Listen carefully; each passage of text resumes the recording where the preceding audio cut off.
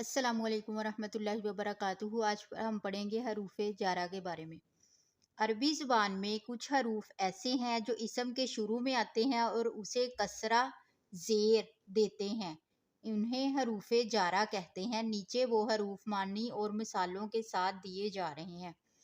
آپ درجہ ذیل قرآنی قطعات کو غور سے پڑھیں اور ان کے معنی یاد کرنے کی کوشش کریں۔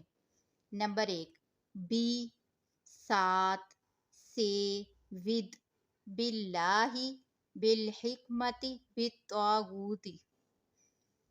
نمبر 2، من، سے، من الفجر، من السماء، من الکتاب۔ نمبر 3، علی، پر، اون، علی اللہ، علی الغیب، علی العرش۔